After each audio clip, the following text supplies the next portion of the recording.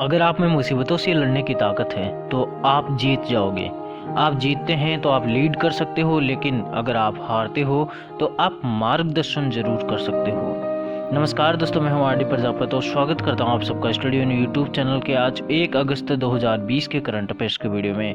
दोस्तों, आज के करंट अफेयर्स की पीडीएफ आप हमारे टेलीग्राम चैनल से डाउनलोड कर सकते हैं, जिसकी लिंक आपको वीडियो के डिस्क्रिप्शन बॉक्स में मिल जाएगी। अगर आप हमारे चैनल पर नए हैं और ये वीडियो देख रहे हैं तो वीडियो को अंत तक देखिए। आपको वीडियो कैसा लगा जरूर से कमेंट बॉक्स में बताइए। साथ ही स्टूडियो यूट्यूब चैनल को सब्सक्राइब करके बेल आइकन जरूर से प्रेस कर लीजिए, ताकि आने वाली वीडियोज के नोटिफिकेशन आपको सबसे पहले मिल जाए। अब चर्चा करेंगे उन प्रश्नों की जो कि पूछा था हमने आपको पिछले वीडियो में। तो पहला प्रश्न था, भारत ने किस देश को 10 ब्रॉडगेज रेलवे इंजन जो है दिए हैं? तो यहाँ पे बांग्लादेश से, ये बांग्लादेश को भारत ने 10 ब्रॉडगेज रेलवे इंजन दिए हैं दोस्तों। और इस बात की चर्चा कर लेते हैं एक बार बेसिक डिटेल्स की। तो यहाँ पे जो है केंद्रीय रेल मंत्री पीयूष गोयल और विदेश मंत्री एस जयशंकर तथा रेल राज्य मंत्री सुरेश अंगाड़ी ने 27 जुलाई 2020 को इस बात की घोषणा की कि बांग्लादेश को 10 ब्रॉडगेज डीजल इंजन सौंपे गए हैं। और इस बात की घोषणा उन्होंने वीडियो कॉन्फ्रेंसिंग के जरिए की है। पश्चिम बंगाल के नाडिया जिले में पूर्वी रेलवे के गेड़े स्टेशन से इंजनों को रवाना किया गया और बांग्लादेश के दसना रेलवे स्टेशन पर इनको रिसीव किया गया। भारत द्वारा ये सहायता बांग्लादेश को महज 1% ब्याज पर उपलब्ध कराई जा रही है। भारत और बांग्लादेश के मध्य द्विपक्षीय समझौते की शुरुआत कब से हुई है दोस्तों? तो 1971 में इस बात की शुरुआत हो गई, जब भारत ने बांग्लादेश राष्ट्र का समर्थन करते हुए वहाँ पर शांति सेना भेजी थी। भारत और बांग्लादेश की सीमा लगभग 4096.7 किलोमीटर लंबी है, जो भी किसी अन्य पड़ोसी देश से जो है सबसे ज़्यादा लंबी सीमा है। अब चर्चा करेंगे अगले प्रश्न की जो हमने पूछा था। तो अंतर्राष्ट्रीय बाघ दिवस किस तिथि को मनाया जाता है? प्रतिवर्ष 29 जुलाई को अंतर्राष्ट्रीय बाघ दिवस मनाया जाता है। तो इसके बारे में बेसिक डिटेल्स को चेक करें तो अंतर्राष्ट्रीय बाघ दिवस प्रतिवर्ष 29 जुलाई को मनाया जाता है और इसकी शुरुआत कब हुई? 2010 में सेंट पीटर्सबर्ग में आयोजित टाइगर समिट के दौरान इसकी शुरुआत की गई। इसका उद्देश्य क्या है? तो बाघों का जो है प्राकृतिक आवास है, उनको सुरक्षित रखना और बाघ संरक्षण के बारे में जागरूकता फैलाना है। World wild life fund for nature के अनुसार 2016 में विश्व भर में बाघों की संख्या 3900 है और भारत में 2014 बाघों की गणना के अनुसार 2226 बाघ हैं। भारत में प्रत्येक 4 वर्ष में गणना की जाती है। अब WWF की बात करें, यानी कि world wild life fund for nature की बात करें, तो स्थापना हुई 29 अप्रैल 1961 को और हेडक्वार्टर है मार्वेने, स्विट्जरलैंड में। दोस्तों, हमने पिछली बार वीडियो में एक छोटा सा मिस्टेक बोलने में हुआ था कि 29 अप्रैल 1961 को WWF की स्थापना हुई और इसी के अवसर पर जो है अंतर्राष्ट्रीय बाघ दिवस मनाया जाता है, जो कि थोड़ा सा गलत हो गया क्योंकि यहाँ पर अप्रैल है और यहाँ पर जुलाई है। तो जुलाई माह में मनाया जाता है अंतर्राष्ट्रीय बाघ दिवस, जबकि स्थापना कब हुई थी? 29 अप्रैल 1961 को। तो इस बात का जरूर से ध्यान रखें। अब पिछले वीडियो के जो भी इंपॉर्टेंट प्रश्न थे उनका एक बार रिवीजन कर लेते हैं दोस्तों। तो पहला प्रश्न था, मानव संसाधन विकास मंत्रालय का नाम बदलकर क्या कर दिया गया? तो शिक्षा मंत्रालय इसका नाम कर दिया गया है बदल करके। अगला प्रश्न है, हाल ही में राष्ट्रीय शिक्षा नीति 2020 को केंद्रीय मंत्रिमंडल ने मंजूरी दी है और इससे पहले शिक्षा नीति कब पेश की गई थी? तो 1986 में इससे पहले जो है शिक्षा नीति पेश की गई थी और वही शिक्षा नीति अब तक चल रही थी। अगला प्रश्न है, भारत फ्रांस रक्षा सौदे के तहत कितने रफाल लड़ाकू विमान भारत पहुंचे हैं? तो 5 रफाल विमान भारत में पहुंचे हैं। अगला प्रश्न था, पेटीएम मनी के नए CEO कौन बने हैं? तो वरुण श्रीधर को पेटीएम मनी के नए CEO के रूप में नियुक्त किया गया है। अगला प्रश्न है, मानव तस्करी के खिलाफ विश्व दिवस प्रतिवर्ष कब मनाया जाता है? तो प्रतिवर्ष 30 जुलाई को मानव तस्करी के खिलाफ विश्व दिवस मनाया जाता है।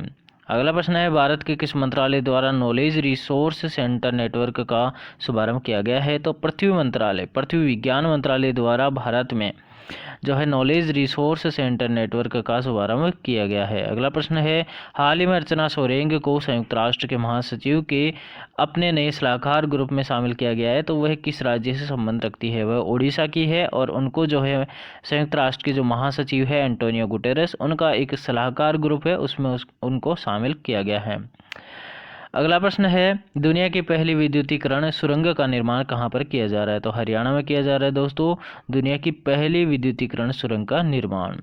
अगला प्रश्न है पश्चिमी वायु कमान का नया प्रमुख किसे नियुक्त किया गया है? तो यहाँ पे विवेक राम चौधरी जो है एयर मार्शल, उनको वायु कमान का नया प्रमुख नियुक्त किया गया है। तो इस तरह से ये हमने चर्चा कर ली 31 जुलाई 2020 के जो महत्वपूर्ण करंट अफेयर्स है उनकी। अब चर्चा करेंगे आज 1 अगस्त 2020 के जो महत्वपूर्ण करंट अफेयर्स बनते हैं उनकी।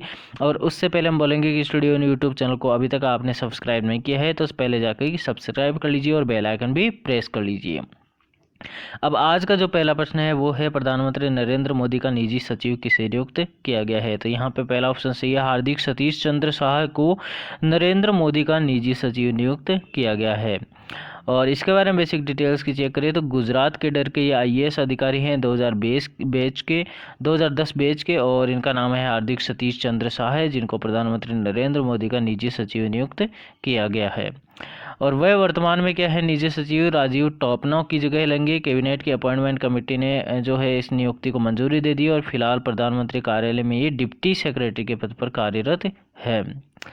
अब अगले प्रश्न की बात करें यहाँ पे तो संयुक्त राष्ट्र और आई कॉन्गो द्वारा ग्लोबल फेलोशिप अवार्ड के रूप में स्थापित कर्मवीर चक्र अवार्ड से किसे सम्मानित किया गया है? तो यहाँ पे सुनील YDVSS इनको जो है कर्मवीर चक्र अवार्ड से जो है सम्मानित किया गया है। इसके बारे में एक बार बेसिक डिटेल्स को चेक कर लेते हैं।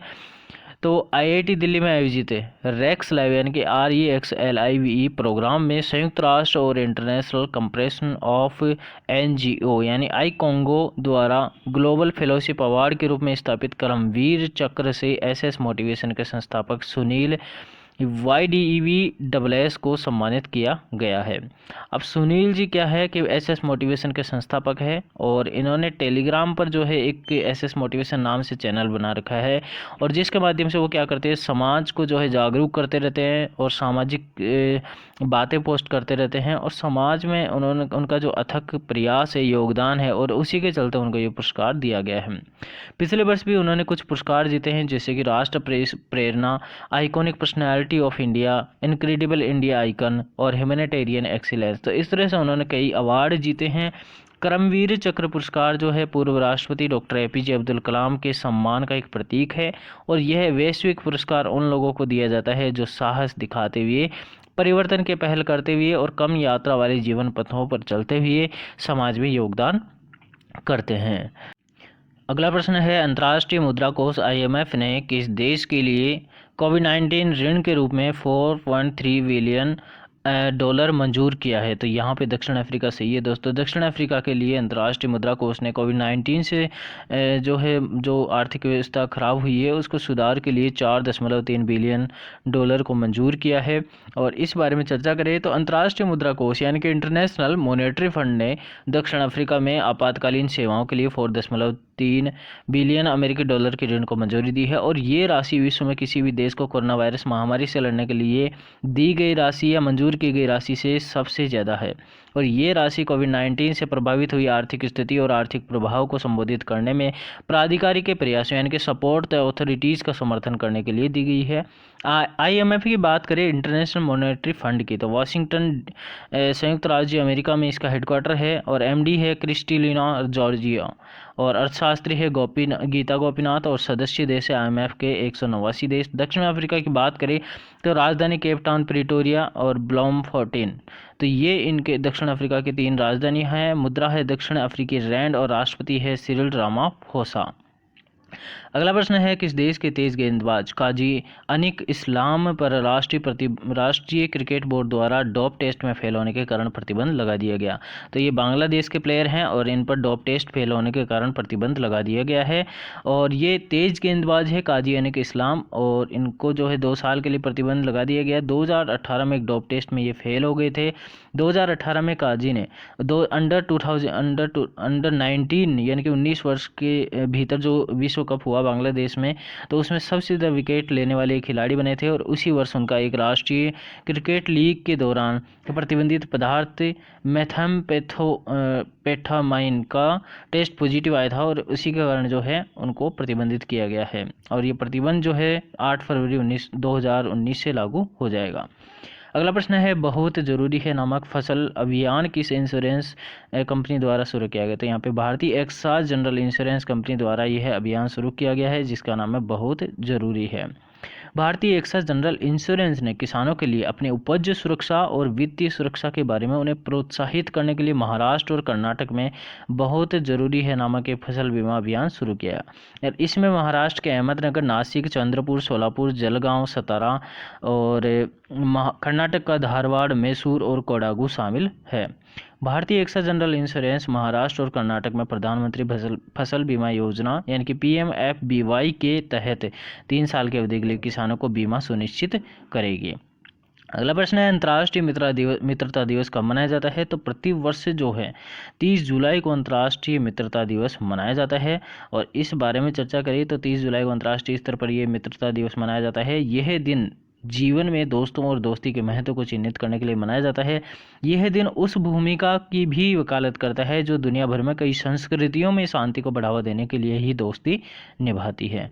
मतलब संस्कृतियों को बढ़ावा देने के लिए भी कई बार दोस्ती करनी पड़ती है। तो इस तरह से जो है ये इस कारण से भी ये दिवस मनाया जाता है। अगला प्रश्न है हमारा, निःशुल्क अंतिम सवारी सेवाएं किस राज्य के पुलिस द्वारा शुरू की गई है? तो तेलंगाना राज्य के जो पुलिस है हैदराबाद में, वहाँ पर उस पुलिस द्वारा निःशुल्क अंतिम सवारी सेवाएं शुरू की गई है। और इस बारे में देखें तो तेलंगाना की हैदराबाद पुलिस ने कोविड-19 रोगियों की सेवा 100 को अस्पतालों से शमशान तक ले जाने के लिए निःशुल्क अंतिम सवारी सेवाएं शुरू की है। और यह एक गैर सरकारी संगठन फीड द नीडी के सहयोग से शहर की पुलिस ने शवों के परिवहन के लिए सेवा शुरू की है। अगला प्रश्न है, किस राज्य की सरकार ने युवाओं के लिए रोजगार बाजार नामक वेब पोर्टल लॉन्च किया है? तो दिल्ली सरकार ने रोजगार बाजार नामक एक वेब पोर्टल लॉन्च किया है। इसके बारे में देखें तो दिल्ली सरकार ने नौकरी की तलाश करने वालों तथा नौकरी देने वाले लोगों के लिए रोजगार बाजार नामक एक पोर्टल लॉन्च किया है। और इसके तहत नियोक्ताओं को वेबसाइट पर जाकर के अपनी आवश्यकताओं को अपडेट करना होगा। और इसी तरह से जिसको नौकरी की तलाश है वह व्यक्ति भी पोर्टल पर जाकर के अपनी योग्यता, अनुभव और आवश्यकता को अपडेट करेगा। अब अगला प्रश्न है, विश्व इन विट्रो फर्टिलाइजेशन यानी कि IVF दिवस कब मनाया जाता है? तो प्रतिवर्ष जो है 25 जुलाई को IVF दिवस मनाया जाता है। और इसके बारे में बेसिक डिटेल्स को एक बार चेक करें तो प्रतिवर्ष 25 जुलाई को विश्व IVF दिवस मनाया जाता है। यह बांझपन के उपचार में इन विट्रो फर्टिलाइजेशन तकनीक के साथ और महत्व का प्रतीक है। यानी कि IVF का मतलब जैसे कितना साथ है बांझपन के उपचार में और इसका क्या महत्व है, इसी को दिखाने के लिए प्रतिवर्ष 25 जुलाई को IVF दिवस मनाया जाता है। तो 39 वर्ष पहले 25 जुलाई 1978 को विश्व का पहला टेस्ट ट्यूब बेबी मिला था। और कब मिला? जब लुइस ब्राउन का जन्म कैसे हुआ? बॉर्न हॉल में IVF तकनीक के जरिए हुआ। और इस दिन को विश्व में पहले IVF बच्चे के जन्म के बाद विश्व IVF दिवस घोषित किया गया था। अब IVF क्या होता है? तो IVF में क्या करते हैं, जैसे कई बार बच्चा नहीं हो रहा होता तो ऐसी स्थिति में क्या करते हैं, एक इंजेक्शन दिया जाता है या टैबलेट दी जाती है, जिससे क्या होता है जो लेडीज में अंडाणु का निर्माण बढ़ जाता है, स्वस्थ अंडाणु का। और उनको क्या कर दिया जाता है, कलेक्ट कर लिया जाता है, कलेक्ट करके और इसी तरह से जो पुरुष होता है वहाँ से भी शुक्राणु कलेक्ट करके और उनको एक टेस्ट ट्यूब में रख दिया जाता है। जब वो डेवलप हो जाता है तो उसको क्या कर दिया जाता है, जो लेडीज होती है उसके ओवरी में इसको जो है ट्रांसफ़र कर दिया जाता है। और वहाँ से कुछ टाइम बाद में 10-15 दिन बाद में प्रेगनेंसी टेस्ट कर लिया जाता है। तो इस तरह से ये टेस्ट ट्यूब बेबी IVF मतलब जो IVF तकनीक है इस तरह से ये काम करती है। अब आपके लिए पहला प्रश्न है, पश्चिमी वायु कमान का नया प्रमुख किसे नियुक्त किया गया है? और अगला प्रश्न है, मानव तस्करी के खिलाफ विश्व दिवस प्रतिवर्ष किस तिथि को मनाया जाता है? इन दोनों प्रश्नों का जवाब आप कमेंट बॉक्स में ज़रूर से देना है। और अब दोस्तों इसी के साथ में जो है आज का करंट अफेयर्स का सेशन समाप्त होता है। आपको वीडियो कैसा लगा जरूर से कमेंट बॉक्स में बताइए। साथ ही स्टूडियो यूट्यूब चैनल को आपने सब्सक्राइब नहीं किया है तो सब्सक्राइब कर लीजिए और बेल आइकन प्रेस कर लीजिए ताकि आने वाली वीडियोज़ की नोटिफिकेशन आपको सबसे पहले मिल जाए। ठीक है दोस्तों, इसी के साथ में विदाई लेते हैं। Thank you so much. जय हिंद, जय भारत।